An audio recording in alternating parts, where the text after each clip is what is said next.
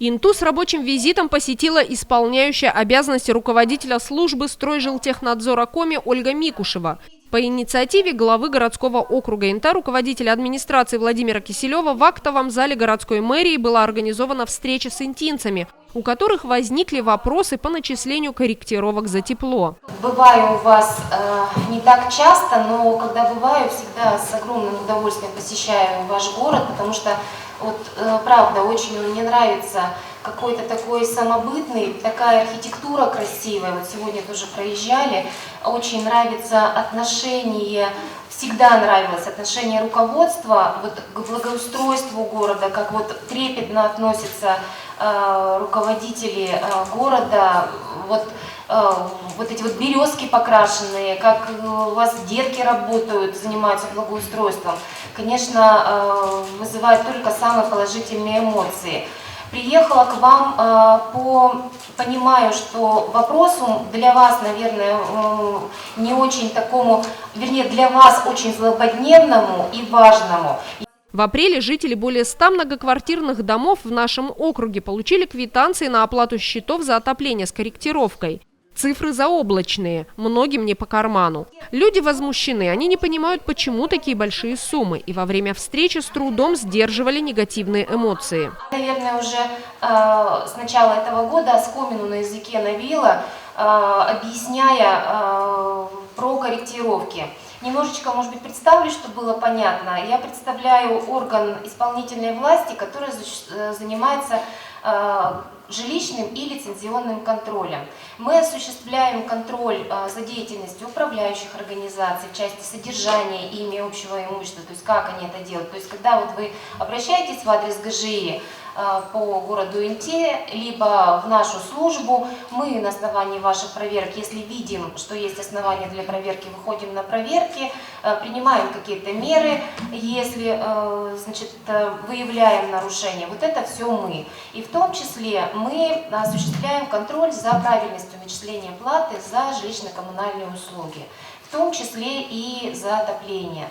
И вот когда у нас раз в год предъявляется корректировка, конечно же, в наш адрес поступает очень большое количество обращений от жителей, получивших данную корректировку, если она плюсовая, конечно же, потому что плюс, когда тебе доначисляется, это не нравится никому, и это понятно, это объяснимо. Вот. И мы здесь большой объем работы у нас мы начинаем проверять, причем, когда мы проверяем корректировку, правильность начисления корректировки, ну, вы, наверное, я сейчас немножечко объясню, что это такое и как она получается, но, наверное, я и по телевидению очень много раз выступала и рассказывала, что такое корректировка, наверное, уже знаете и видели, и слышали разные объяснения, может быть, не мои, а кого-то других. Понимаете, что она законна, но корректировка должна быть рассчитана правильно, и вот это вот мы и проверяем. И причем, когда мы проверяем правильность расчета корректировки, мы не только расчеты смотрим, мы смотрим правомерность, не нарушена ли процедура при установке прибора учета. Мы смотрим показания, выгрузки берем прибора учета, корректно ли он работал, правильно ли показывал. То есть правильно ли организация, которая осуществляет расчет этой корректировки, применила вот эти, верные ли показания взяла. Мы смотрим исходные документы, то есть мы по первичным документам работаем, смотрим. То есть это не просто, вот, знаете, формулу подставил, цифры и все. Поэтому работа достаточно трудоемкая. Все это мы проверяем.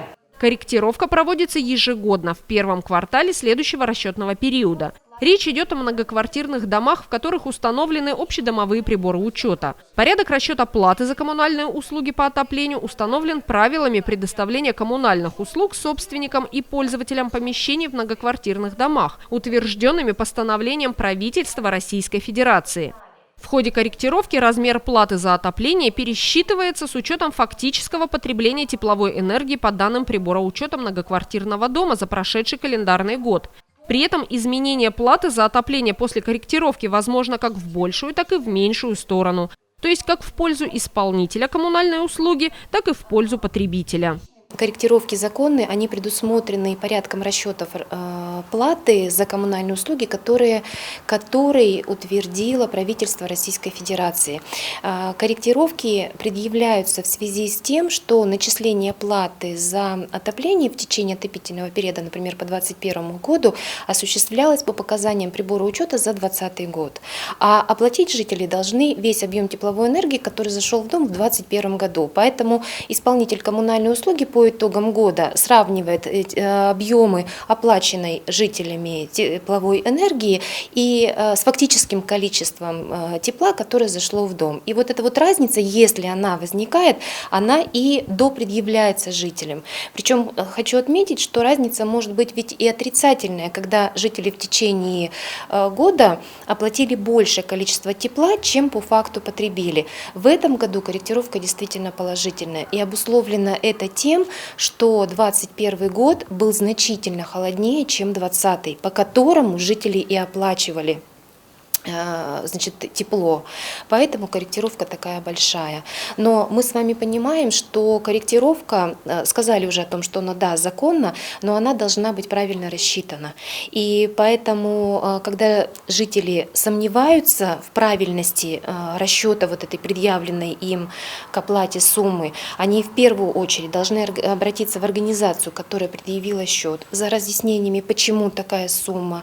И если эта организация по каким-либо причинам не предоставила ответ, либо предоставила ответ человеку непонятно, либо он с ним не согласен, тогда потребитель вправе обратиться в адрес Государственной жилищной инспекции по городу Инты, либо в адрес службы, мы располагаемся в Сыктывкаре, с заявлением о проверке правильности начисленной и предъявленной суммы корректировки. Мы проверим и в случае выявления нарушений примем меры по обязанию выполнить перерасчет. Средняя температура по Инте за 2020-2021 год.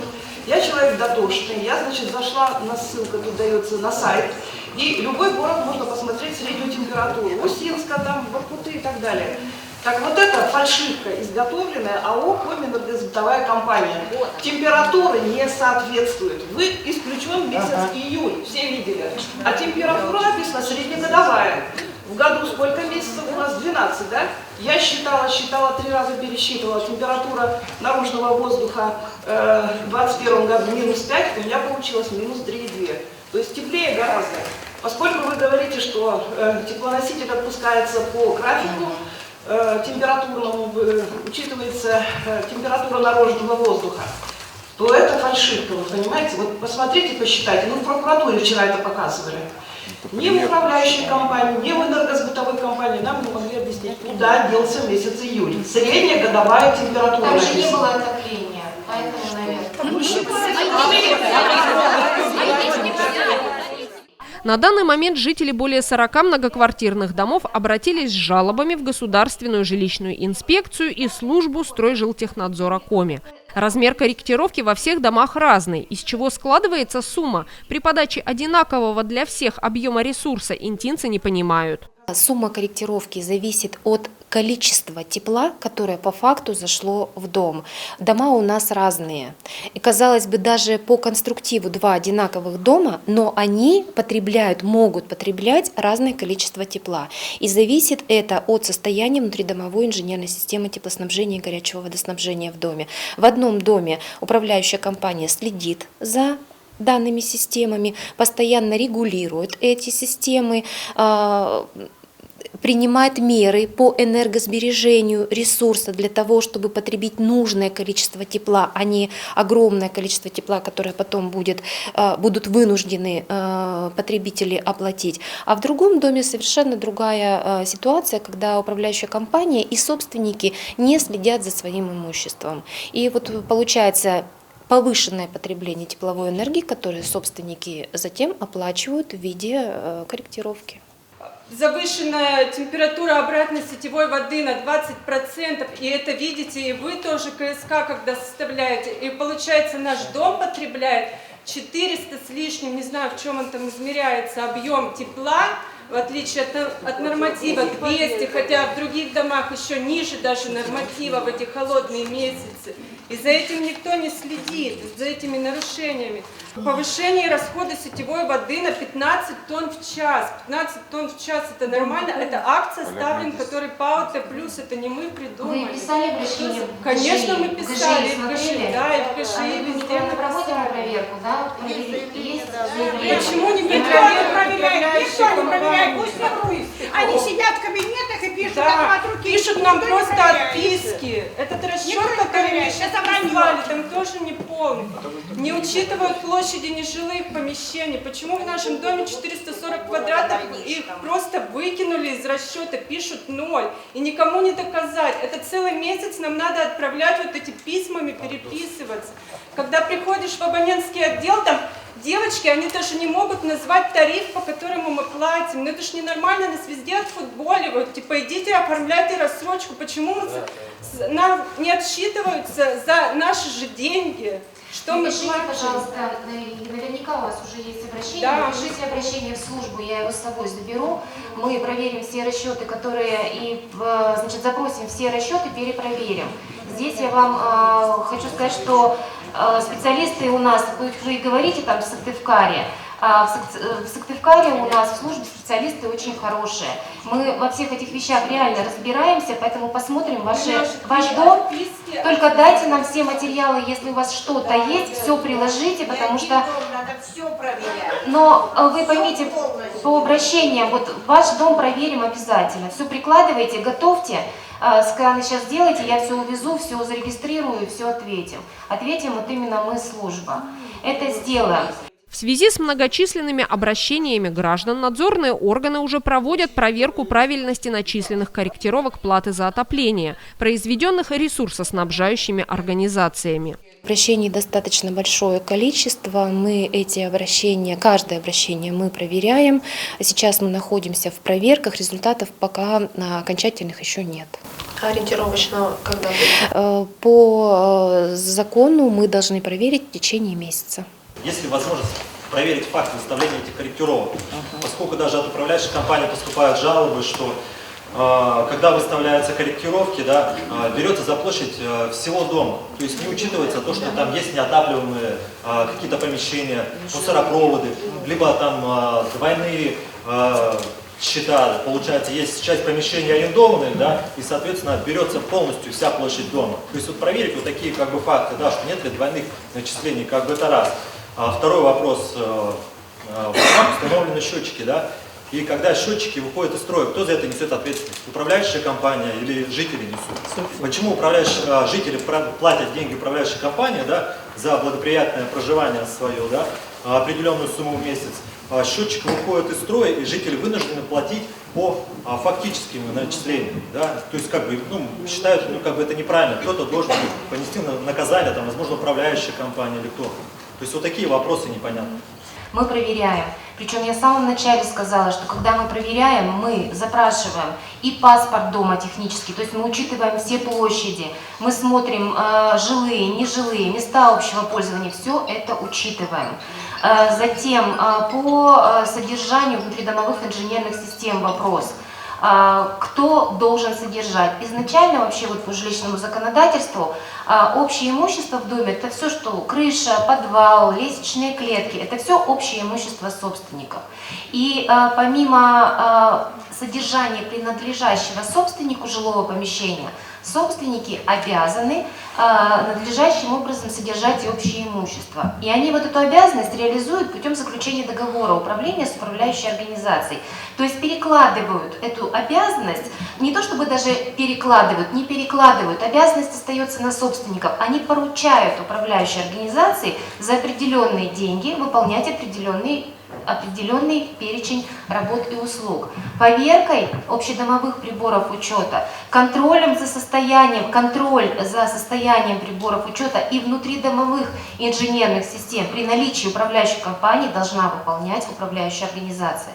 Если она этого не делает, она не исполняет условия договора, она не соблюдает лицензионные требования по управлению многоквартирными домами. И когда мы эти факты выявляем, мы, управляющая организация, во-первых, выдаем предписание на устранение замечаний, привлекаем к административной ответственности. Но нужно обязательно обращение. Мы по обращению работаем. У нас плановых проверок нет сейчас, потому что у нас сейчас особый порядок проведения контрольных мероприятий. Мы вот сейчас до встречи с вами встречались с управляющими компаниями, я тоже об этом говорила. Мы сейчас проверяем, можем проводить проверки только по вашим обращениям и только в том случае, если нам еще и прокуратура согласовывает эту проверку. Поэтому, если хотите, чтобы мы что-то проверили, пишите обращение в адрес ГЖИ. И мы, если нам прокуратура эту проверку согласует, мы обязательно все эти факты проверим. Вы только отразите, что вы, где вы видите нарушения. А как они должны передавать? Ежемесячно этот же ЖЭК передавать показания или как? Секундочку, можно я отвечу? В 2020 и в 2021 году, значит, там, где дома были полностью оборудованы ОДПУ, да, были установлены модемы и предоставлена возможность как управляющим компаниям, ну, в принципе, любым желающим, видеть, сколько потребляет ежечасно, ежесуточно дом. Кому любым желающим? А как это Кому? видите? Значит, смотрите, это выведено у управляющей компании на компьютер. А нам это каким образом? Нет, вы сказали, как можно контролировать. Я вам сказал, что через управляющую компанию, пожалуйста, контроль полный. И еще могу сказать, значит, ежемесячно, вы, наверное, видели, у вас вверху приходит общее потребление по дому. Гигакалорий, сколько потребил ваш дом. Вы можете, исходя из этого. Вот Общая площадь дома у вас есть. Объему можно? Да. Вот смотрите, Буратова 5, квартира 1, мой адрес. Значит, общий объем отопления за март 61 гигаватт. За ноябрь 63, октябрь 43, июнь 50. Это половина отопительного сезона. 50. Кто несет за это ответственность? Перерасчет у меня 29. Там только тепло или же 29. Это вы посмотрели по квитанциям, именно где корректировка? Да. То есть это то, что легло на жилые помещения, да? Да, понимаете? Значит, смотрите. Почему такие объемы? Секундочку. Интинская ТЭЦ в любом случае работает по утвержденному температурному графику. Она по-другому, секундочку, она по-другому работать не будет. Если, когда вот сейчас уже начинаются теплые дни, будем так говорить, когда уже солнце начинает греть, регулировка, управляющая компания, пожалуйста, обращайтесь. Мне, в общем-то, не важно, кто несет ответственность, да? Меня волнует вопрос, кто за это заплатит? Мне все равно кто, да? Отопительная, ресурсоснабжающая или еще кто-то. Главное, чтобы кто-то за это заплатил. Но не я. Почему я в мае месяце сплю на полу? Потому что у нас 30 градусов, 30 отопления. Июнь, да, мы в июне месяце, мы, значит, в начале отопительного сезона, в начале отопительного сезона мы жалуемся на то, что нам холодно, и мы до ноября чего-то там регулируем вместе с компанией, да? Мы и подаем ее ДДС, звонки у нас бывают, ну, всяко разное. А потом, значит, в мае месяце мы начинаем жаловаться, что у нас 30-ник, 30. Я вам еще раз говорю, значит, май месяц потребление у нас 66, слышите, да? Вот. А июнь месяц 50. Еще раз я повторяю, что отопительный сезон полмесяца. 50. А вы в управляшку обращались? Я вам еще раз говорю, обращайтесь. Смотрите, можно я прокомментирую, если вы хотите, чтобы прокомментировала? Понятно, что у вас получается... Я написала вам письменный запрос, да, отправила. В службу, да? Угу. Смотрите, получается, что по всей видимости, я не знаю вашего дома, на проверку понятно, что ни материалов, ни документов, ни визуально я не видела, ничего. По всей видимости у вас, получается, что у вас потребление тепловой энергии в июне достаточно большое, огромное. Вот, поэтому и я смею предположить, что у вас в доме нет системы регулировки, исходя из погодных условий. Для того, чтобы была такая возможность регулировать потребление тепловой энергии, есть ручная регулировка, ставятся автоматические, полуавтоматические системы регулировки. Если вы хотите, чтобы у вас это было поставлено, чтобы в доме потребление, как только увеличивается температура наружного воздуха, сразу же снижается потребление тепловой энергии, чтобы у вас счета были меньше. Понятно, что должно быть разумное потребление тепловой энергии. Не нужно платить за то, что вылетает в форточку, грубо говоря. И вот для того, чтобы этого не случалось, необходимо принять решение опять об установке вот этого регулировочного оборудования. Управляющая компания без вас это делать не будет. Это ваше имущество. Если вы хотите, чтобы это было, принимайте на общем собрании, принимайте это решение и устанавливайте это оборудование. Мы ежедневно смотрим на показания с приборов учета, потому что это обыкновенный механизм. Вода у нас грязная, приборы учета забиваются, где-то там фильтр забился, надо почистить. Мы смотрим, то есть программа открывается, там видно по каждому дому 24 часа предыдущие. Не сегодня, а вот позавчерашние, так скажем. И видно, где, допустим, там подача, объемы, обратка. Есть раз 0. Почему 0? Идем, там уже разбираемся в узле ввода, где установлен прибор учета. Почему бывают там минусы, плюсы, перерасходы? Да, это все бывает, но это...